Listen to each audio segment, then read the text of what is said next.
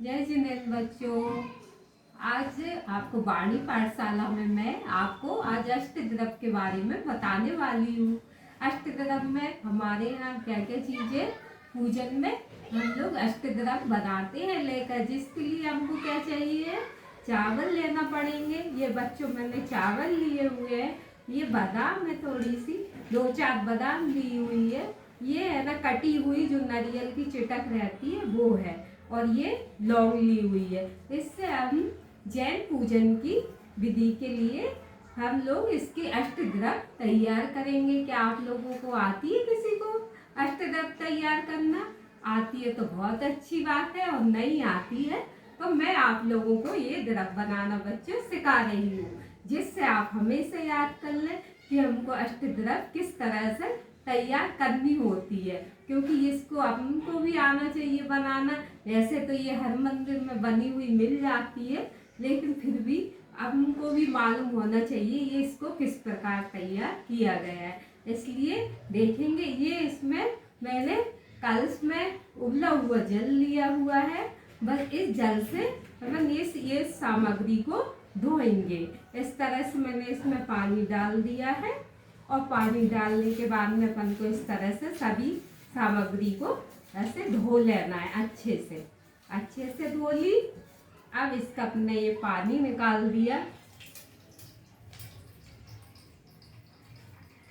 पानी निकालने के बाद में ये अपन इस द्रव्य के लिए इस थाली में इस तरह से तैयार करके रख लेंगे।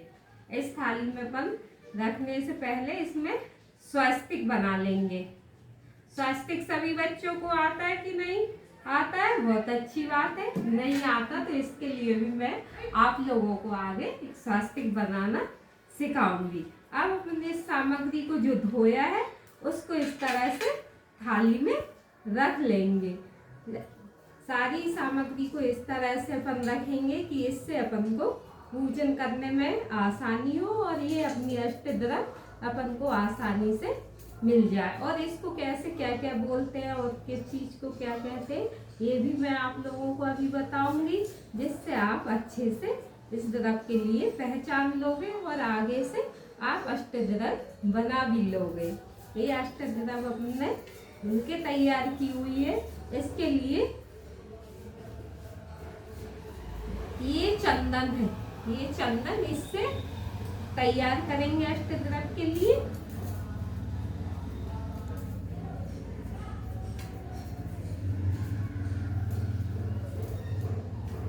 चंदन से ये अपन तैयार करने वाले हैं।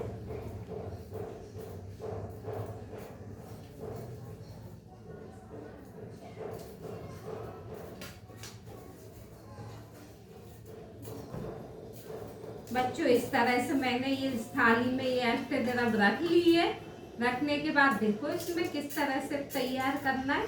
पुष्प बनाने के लिए अपन इसमें चावल में चंदन डाल देते हैं, तो ये हमारा पुष्प तैयार हो जाता है। इसको हम पुष्प बोलते हैं।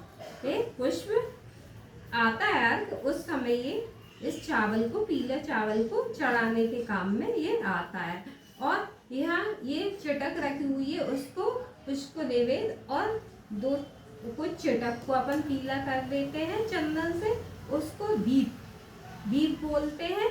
इस तरह से ये अपनी पूजा की थाली बच्चों देखो, ये इस तरह से अपनी ये पूजन करने की सामग्री तैयार हो गई। आप किसको क्या क्या बोलते हैं?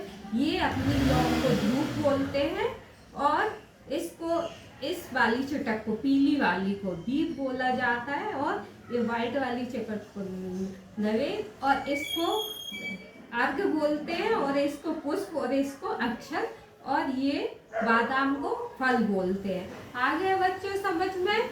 अब अपन को चंदन बनाना है पूजन के लिए, तो इसमें अपन ने जल लेंगे।